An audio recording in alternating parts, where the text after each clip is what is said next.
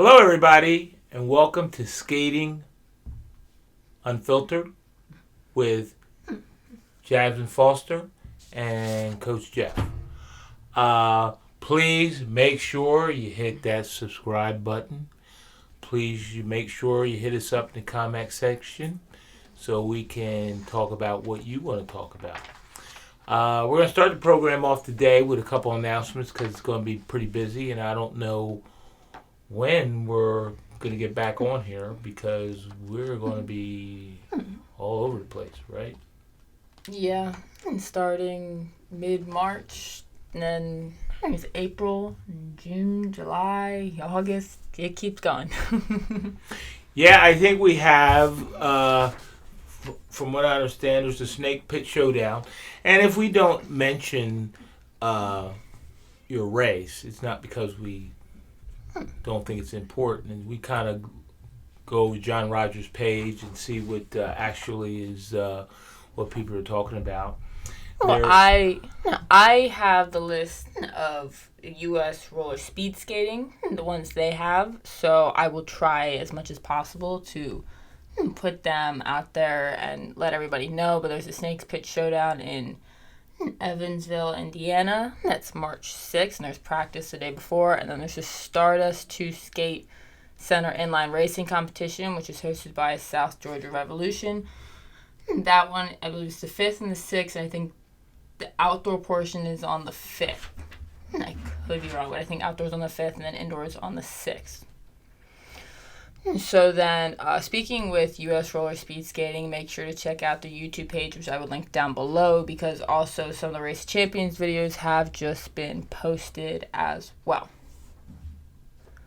And then moving on to the clinic, which the dates say March 17th to the 20th. However, if you do register, I do believe there's a meeting on the 16th that you would have to attend. It's at night. So if you would have your flight in the morning, you would be there in time for the meeting that they have. Yeah. I don't know exactly who it's for. Yeah, I think it's an orientation they're going to have. And there's still spots open. They've been advertising it. Of course, I do believe the price went up a little bit. They had an early bird special, which was a good idea for people to register early. But you can still get in. And I believe there's a race actually on Sunday, correct? Yeah, on the 20th there's a race. So you want to check that out.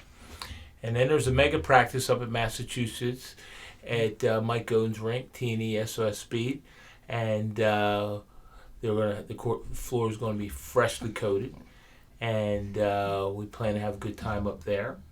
Mm-hmm. And then Easter weekend's a big weekend, lots of racing going on. There's two big ones. Yep, there's Land of Lincoln, which is U.S. roller speed skating, so it's going to be on that track. And then there's Orlando, which is on the USARS track, both over Easter weekend, which is around April 14th through the 17th. I think Land of Lincoln is the 15th through the 17th. With Orlando, they have announced, a couple heavy hitters coming to Orlando.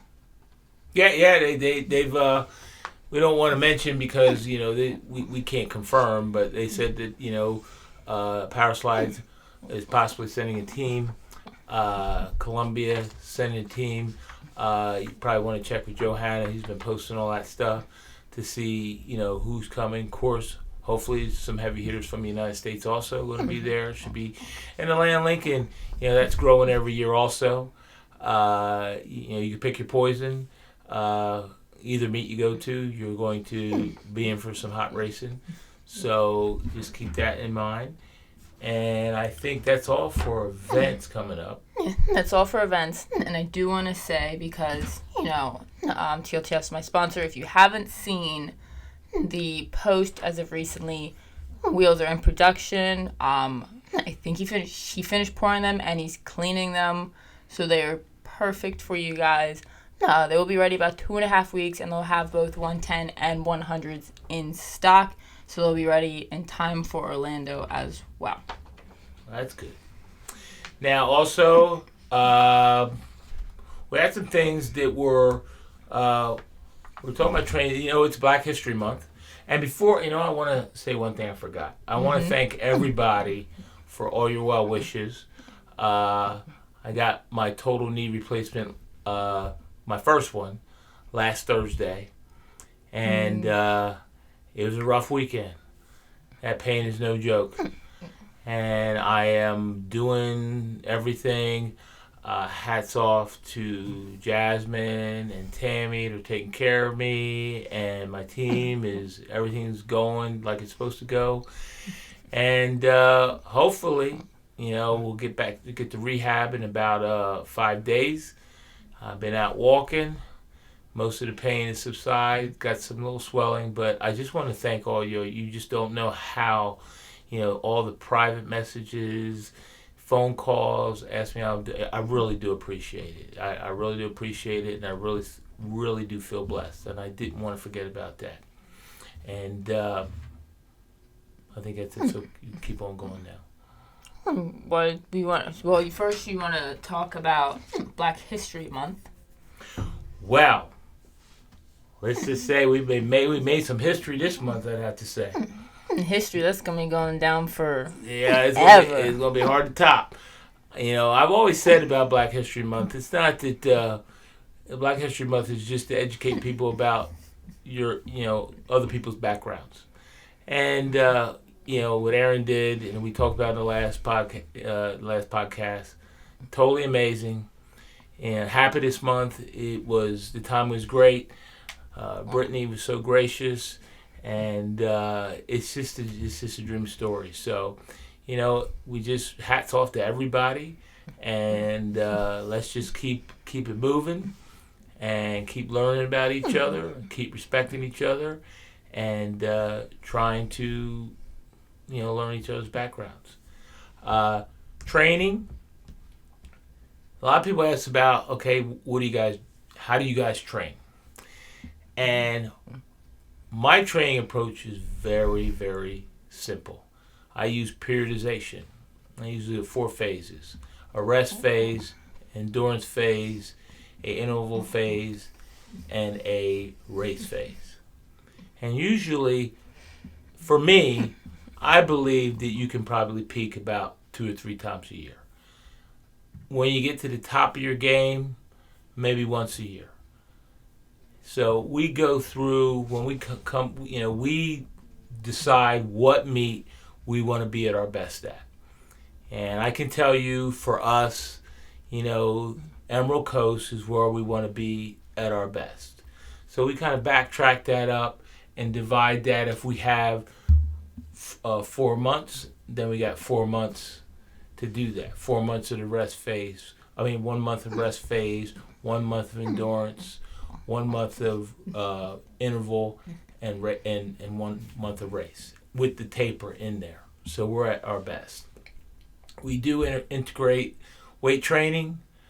The exercises, they're usually sometimes they're in the rest phase and actually in the endurance phase, not so much in the interval phase or the race phase. And you can kind of feel it's different for different people. Somebody's on fire, and sometimes when they're on fire and really going good, we're done skating. You're just skating all fast. You also have to talk to your athletes. How do they feel? Are they sore? Are they hurting? You don't want to overtrain them. Are they eating enough? Are they sleeping enough? Are they what else is going on in their life? Or they got finals that week, or they're working like a lot of hours. That all kind of works into it. And nutrition is, I'm big on nutrition. My favorite book is the book Nutrition Timing. We talked about that in the last one. Some people got real technical, and and we do get kind of technical with pulse rate, heart rate. That's kind of difficult from a team's perspective sometimes, because with someone else's heart rate way up there, and their heart rate doesn't get up there. So we'll do a drill, and we'll try to get a consensus when everybody's heart rate is kind of back to normal, and then we'll start the drill again. I don't really have any say-so of over an individual. Now, when we train, I don't do personal training. That may change. with my retirement, and I might be able to do that, and I might be able to expand on that to train people individually. But so far, over the years, the way we train, it has actually worked pretty good. So, and we that's what we do. Do you have anything to add? I mean, I just know, like, separately, I do my weight training somewhere else, but we go through the same periods of where, okay, we hit hard on these week, we'll work on sprints, and then we'll work on endurance, and then bring those things together, kind of like your period, which would be like racing, and then you have the times where you can peak. So, I mean, I think you put it really well, but I also think, like, training individually is great, but at the same time, like, when we have those weeks where we would train just going to the gym that was in our rink, just as a team, going in and doing that, whereas the kids that can't lift weights yet, sometimes they're out with me, because I'd have my training session before, they're out with me, and I do, like, the technical stuff with them, like squats or just kind of like mimicking skating motions, but just dry land, basically. Well, also, we do incorporate the stationary bike. We don't do a lot of bike riding. We kind of tried that, but yeah, I have a message from that. This doesn't work. It just didn't work with us. And we do a lot of slide board. We do a lot of volume during the endurance phase of it, in the beginning of the interval, and kind of back off of that. But we definitely, try to. We train as a team. That has always been my success to train as a team. I was saying that your team is only as great as your slowest skater. If your slowest skater is doing 10 laps and they're 6 years old, you're good to go. So that's kind of how we do. We train as a team, and it kind of works out for us. Some people, when they come to our team, don't really kind of like it because, they feel like they're not getting that individual. And I just said, look, if you just give it some time, by the end of the year, you'll be going faster than you ever went before. We try to make it fun, and especially we try to play a lot of games in the rest and endurance phase. When we get to the interval and race phase, I don't try to. No sharks and minnows, no tic-tac-toe, because I don't want to get anybody get hurt. It's bad enough you just get hurt just racing. You don't want to get hurt just doing something stupid. So that's kind of it for training. If you feel you want to contact either one of us individually, we're on Facebook. And or on Instagram too, because I have Instagram. He doesn't. I don't have Instagram. So, but contact us. We work something out, and because everybody's different. Moving on. Oh, I just want to say to the person that did message me about training, because I don't know who they are, and they're not telling me who they are. They're like Push Life Sports. Talk about that. Well, it's not really much necessarily to talk about, because it's kind of more of telling me I have to get stuff tested, like my lactate threshold, my heart rate, for like monitoring stuff during my races, like going to the closest testing facilities near me, having a specific weight training program to maximize all my muscles, which I already do have. I don't think necessarily you have to spend all the money to get all those testing. Some do, and like for me, one of the things is I always check my heart rate after every race, every drill that I do. That also tells me, something's off. It can also tell me when I'm starting to get sick too. But that's some of the things that I do, because I do have like my Apple Watch, or kind of any watch or anything that monitors like your heart rate, to go with that, and that's how I can say, okay, my heart rate goes high in a drill that it shouldn't. I need to back down for a little bit, recover, and then do it like 2 days later or something. Yeah, technology's good, but you have to, if you have the resources. Sport that already uses, like, we have to do so much money now. If you have the resources to do all that stuff, well, that's great, but not everybody has that resource. But there's some basic things that you can, do to make things make it a little bit easier. Also, Jenny, see, I got your shirt on, just representing. Took me, when I was at the American Championships, it took me 20 minutes to pick out this shirt. This is my shirt. Every time I go over to her booth, I gotta walk around because she always has like the shirt. Oh, I got a sweatshirt in Orlando, and then in American Championships, I got I hope shorts. I hope you're buying that. I did. Yeah, I got the shirt, and then I got the shorts that say "Just Skate 2." Yeah, it's coming out of my bank account. Okay. And I also got their, because they made the shirts for American Championships last year. I got one of those. Oh, and also you gotta give out a shout out to Jimmy. Oh yeah, my boots. Behind boots, and Jimmy's boots, frame, and then it's just the TLTF wheels. You know, we just kind of skip over. Don't want to take anybody for granted. The one thing that you said you wanted to talk about was the NSC podcast. Yeah, I listened to that. It helped me with slideboard because I was focusing on what they were saying and not necessarily my slideboard, so I went over my time limit in slideboard. But yeah, it was actually a really good to listen to, and I shared it on my Facebook page. But you can go to NSC National Speed Skating Circuit.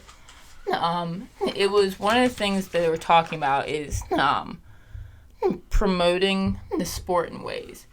And I remember they said, when they brought up Aaron or Brittany, they would show or videos of them skating in the NSC, and it kind of made it look really good. Our sport is cool, and I think Miguel said, comparing it to the first time on the ice, or they make us look really cool in ways, but some of the things is promoting. The best time to promote is also during the Olympics time, because that's when you're gonna have basically any type of more promotion at TV and everything else.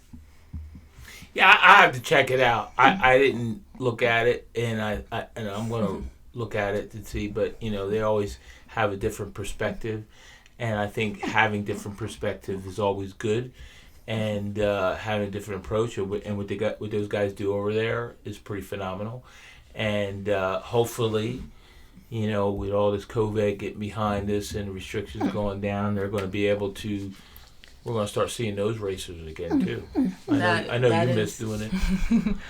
That is the hope, but they said, they can't say anything. Everything's set in stone. One of the other things I think was brought up was, what would you rather watch? No offense to anyone, because they brought this up. Let's say, if you and I both had a race, which one would you watch more? Would you watch your race, if you're still skating, or my race, which is going to be seniors, some of the top girls? That's a tough question. Because if I'm still racing, of course I'm going to watch your race, but I'm definitely going to want to watch the race people that I got to race against. Okay, so I think it's let me rephrase the question. If you are an outside person, there were two different... But I'm not an outside person. But that's the thing. Okay, let me just rephrase. So I posted 2 videos at one point. One is a race that's a little bit slower, and one is that's action-packed. Which one do you think is going to bring more just random people in? I think the race that's more action-packed probably would bring more people in, but I think the presentation of that will be different than, for instance, if you got let's just say you have some 50-plus ladies that are out there skating, mm-hmm. and they are in phenomenal shape. They look good. They're skating well. I would present that. I would present that in a totally different way to attract and say, listen, if you start inline speed skating, you know what? You can look like that.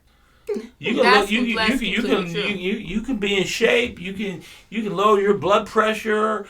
You can get your cardio in, and you can you don't have to starve yourself to death or anything like that. And I think that is where it's totally different. You guys are supposed to be in shape. You're supposed to look good. You're supposed to look like elite athletes. But when you see ladies and men that are totally that woman's 55. Are you kidding me? And listen, spandex don't lie. So that's the other thing. Some people at one point they thought spandex wasn't cool. And spandex don't lie.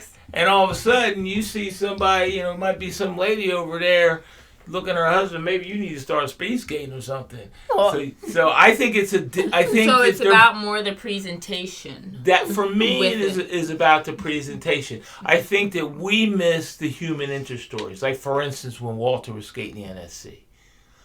Well, To the me, NSC always talked about that. Like, but I mean, I would have took it to another level. This guy is skating with kids, in some cases they're a third his age, and he's on their butt. To me, that's a human interest story. There's so many human interest stories in our sport that we just skip over. I always get upset. For instance, we go to our USA Roller Sports website. That's hard to navigate sometimes. And there's nothing on there about the current athletes. There's actually, I do not think Team USA page, and they were in the works trying to fix this before, has been updated since 2016, 2017. And that to me, it was before when I made team. It hasn't been updated since. That is to me, that's a travesty. That's to me, that's just totally unacceptable. And how is anybody going to know about us if we're not doing that? That website should be generating traffic, should be generating revenue. The other thing is... And that's part of the human interest. There's some people, videos, people read about these people. I always said when the twins, Twin Power, when Kelsey and Kirsten were, on a team. Oh, yeah. I said all the time, that's a story. That's a story. I mean, there's so many stories in this sport that we could be, promoting. And do you think I went on to some other skater federations, and they post a lot about their athletes, and every discipline they have, like Columbia always posts about what's going on, their athletes, fit or artistic, speed, hockey, always. We need to do that. And we need to utilize people like yourself that have those. I got enough on my plate right now. Have those skills, and it will, I don't know, throw them a free amateur card, do something. I mean, come on. I mean, it's just this is what they do. What we're doing right now is to better speed skating, but it also is going to help you with your career once you decide when you graduate from college and you want to get a job, because people will look at these things and determine if it's a quality video and determine your editing skills, and we should be helping people to be successful. So I think that with the NSC, it changed the game. Some of those videos are out there are just phenomenal. I said we got to keep doing it, and what some other people are doing is groundbreaking. I think what you're doing is groundbreaking. What Mr. Rogers does. What Jenny Duke's starting to do with her, her little newsletter.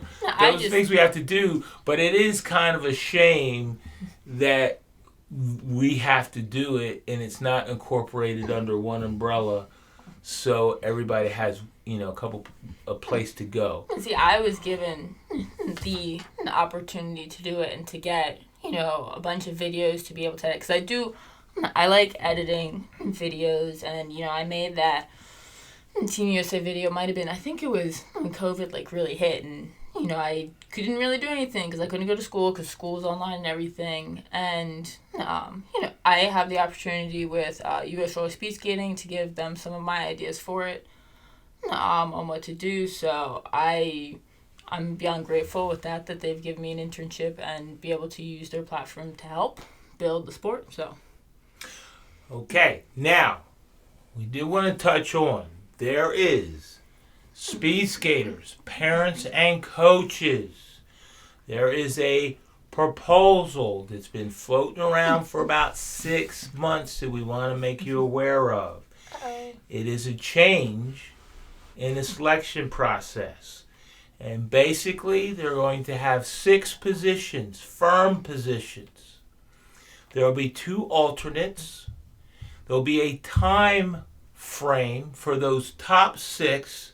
They have to say they're going or not going. I would prefer a financial commitment other than a verbal, and then that will allow the organization to move the 2 alternates possibly up into those positions. It has been how the process works is this proposal should be floated around to all the regional reps to go to the coaches so they can look at and actually vote yes or no.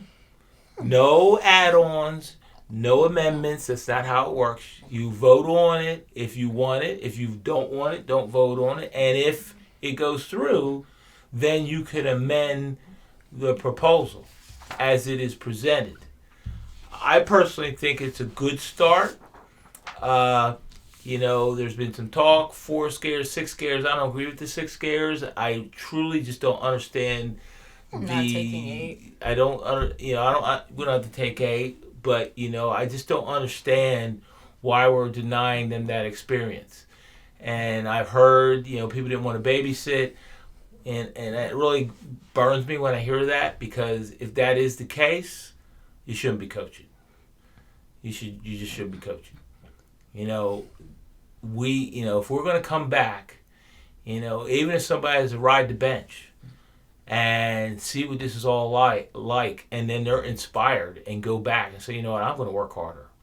I'm not going to be an alternate next year, and do whatever to gain the experience, the Team USA World Team experience. Yeah, but there are people that saying it shouldn't be for experience. It says you should wanting to be going to get a medal, not for experience. I understand that, but if you happen to be, let's say you're a junior boy, and you just lop into that 7th position or 6th position, and you might not get any races, you might be just going there for experience. You definitely worked hard, and you definitely want to be on the team, but there's 5 people in front of you that are just faster than you. They're just going to get all the races. So you got to wait your turn. You got to get motivated. You got to go home, you get with your coach, say, listen, I want more. I want to go get a medal. It's got to start somewhere. To think that we're just going to train, and we're just going to go to Worlds and we're just going to annihilate everybody, I think is a fairy tale. It's just not the way things are done. If you look at any sports organization, they build those teams, one player, one athlete at a time. But they build that team. They have a whole year or 2, whatever. Even if it's just a year, they have that to build, because they have. Correct. It may not have to be a set world team, but they have a national team. I think, I'm not completely sure, but I saw a video and I thought the Colombian national team is training together already now. Well, that's and why. And we're in February. That's why. We don't even, no, we are having our clinic. That's what I was going to say. That's why we got a clinic. We do have a clinic, and it's a start. That's where we got to at least start. We have to start somewhere. It's also hard because we don't have tracks everywhere. Yeah, we don't have tracks everywhere. So if there's a clinic, I know I've heard talk, the finances. Yes, I get it. We went to Florida in January. People went to Tampa in February, going back down there in March, going back there in Tampa, or going to Orlando, or going to Land Lincoln. It is expensive, and everybody's got to manage that on their own personal level, because it is. But there's a clinic. I don't know what the planning were. I don't know if this is the only time the track was available, so we had to use it. I don't know what went into play with that. I'm not privy to any of that information, but I know there's a clinic. We're going to try to. As of now, we're going. Yeah. And if we just skate on the track, we just get to skate on the track. That's experience. That's training. Mm-hmm. Got to start somewhere. And, hopefully we will try to learn how to adapt this to our culture, where, maybe they might say, you know what, this was a great clinic, but maybe it should have been in July.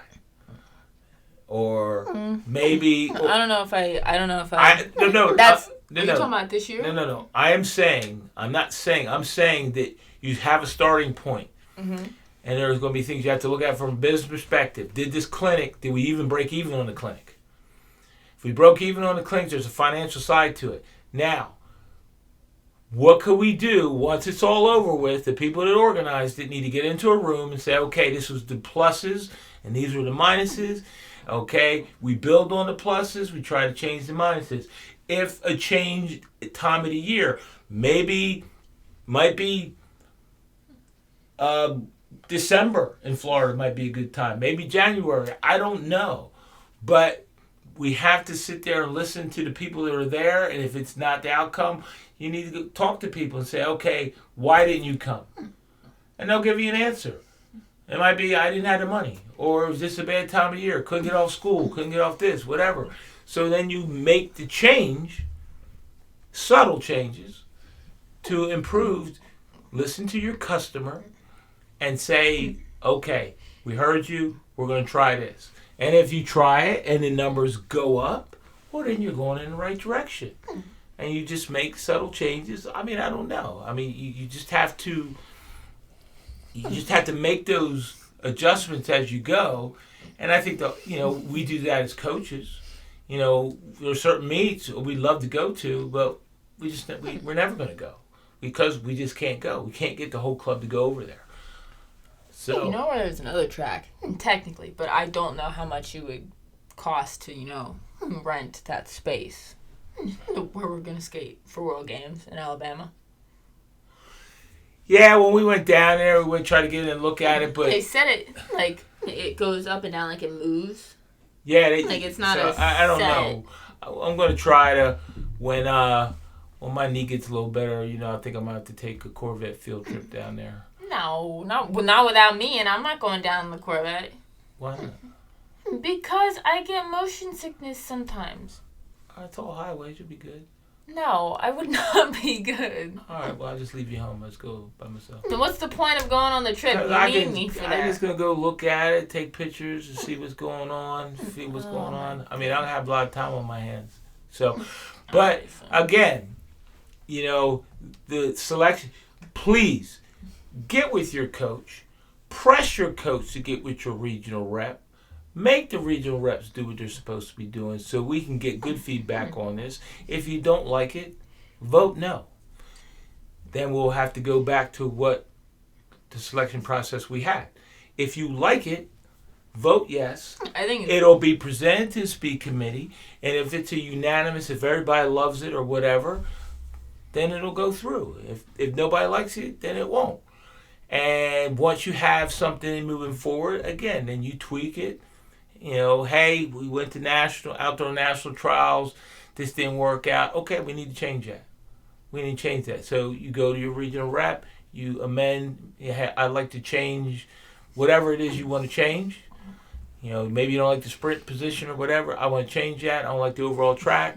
And you make that change, and you have to sell. It's not even overall track anymore. You have to sell your idea. You can't just say I don't like it. You got to, because I'm going to be first one. Well, okay, that's fine. Why don't you like it? And if you say, well, because it sucks. No, that's not a good reason. You need to explain to people why it impacts the sport negatively. And you also need to do that when you explain how it impacts the sport positively. You can't have a knee-jerk reaction. And I think we have that a lot. I just don't like it. A lot of people don't like it because they just don't understand it. And if they don't understand it, then they just, okay, I'm not going to even talk about it. So I think look it over. It's been on the USA Roller Sports Coaches Forum.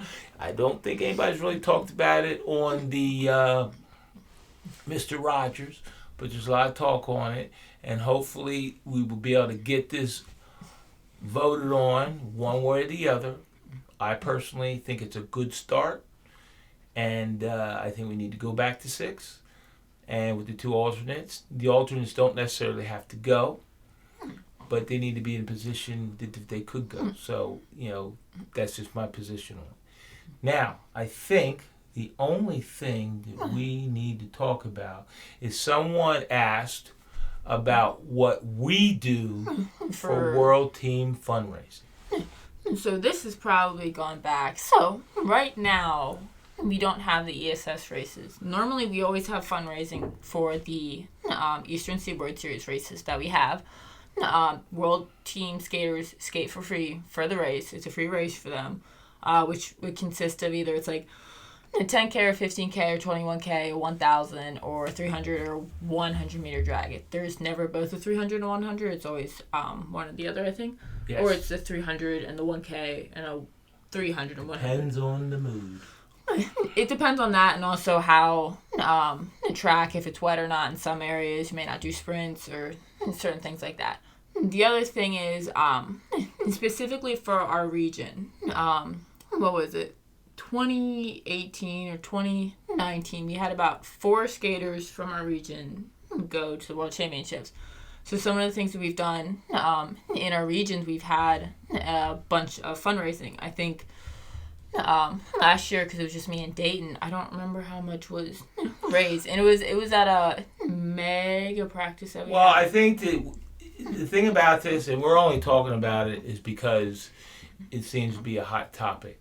I really personally don't like to talk about how much I personally donate, but since I kind of feel that I have to, if you followed and me, I've answered this person too, but if you've followed me, I've always looked into. First, I was going to have a fund that was that I could draw from, an investment fund that I could draw from every year to help Eastern Region skaters that want to go to Team that were members of Team USA. I contacted USA Roller Sports to find out how they do it through their foundation, and to be honest, the way that they told me it worked, I didn't feel that was good for me. And when I talked to my financial advisor, Jason, he just said, listen, just do your own thing. So, because what happens when you do a fund or a foundation, you got to have all these rules, and you got to have, people to contribute, say, well, we want, the money's this is the way it goes. And I didn't feel that. So this past year, we took 4 potential people that we thought were going to possibly make the team.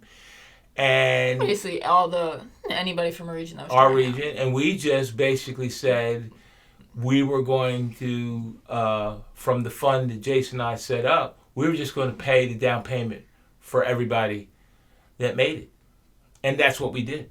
We just paid it. It was not a big fanfare. We just walked over and said, there was an amount due that was supposed to be due at the conclusion of the championships. And we paid that.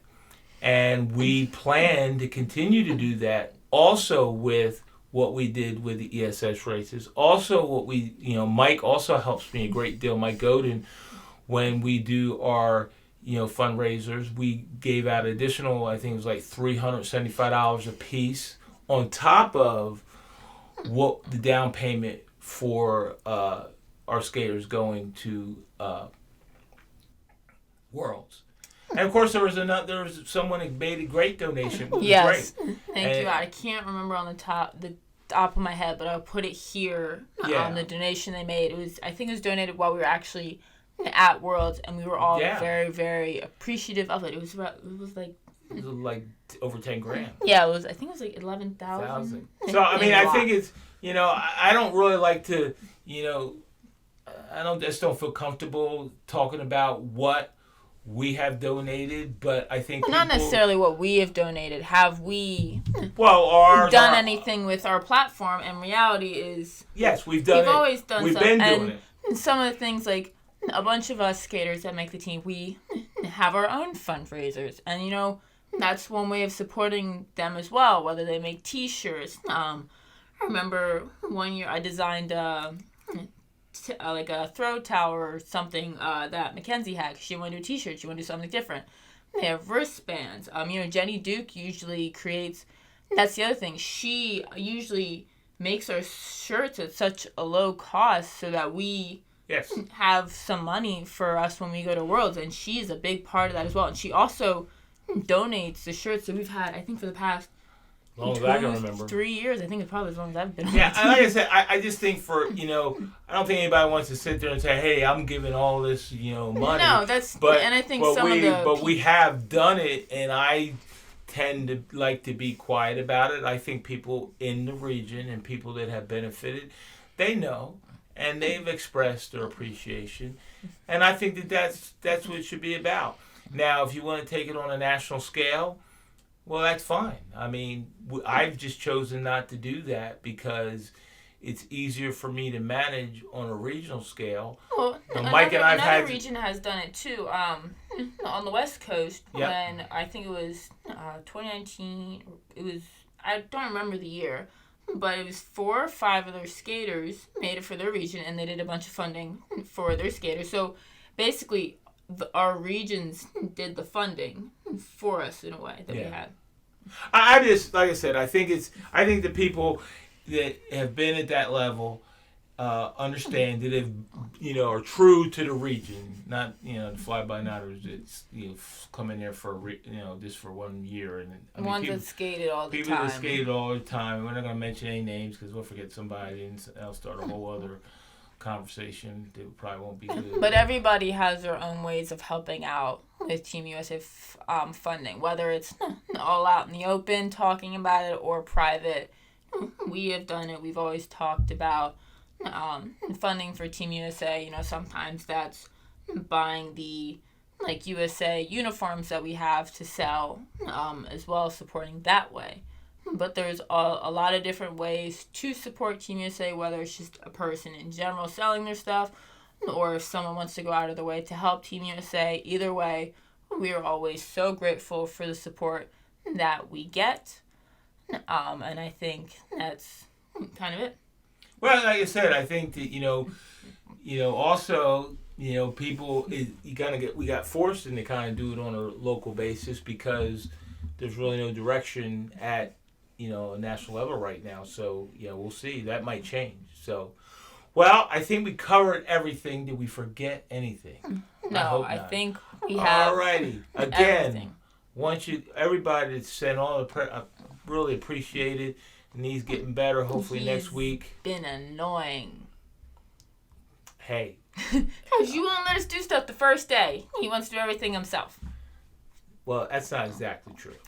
That is so true. No, what happened was, I was feeling really good because all that medicine was in me, and then all of a sudden I could actually do that stuff, and then all of a sudden the medicine wore out. This is for a different time. Okay, well you brought it up. Okay, well. All right, well listen. Anyway, we'll talk about it sometime. Thank you for watching. Don't please forget subscribe. Can you let me do this? Okay, I'll sit right over here. Okay, come here, Lizzie. I'll sit right here. Go ahead. Thank you for watching. Don't forget to like, subscribe, and comment down below any questions that you have for us. We will answer them. And thank you again for watching, and see you guys next time. All right. Say bye-bye, Lizzie. Bye-bye.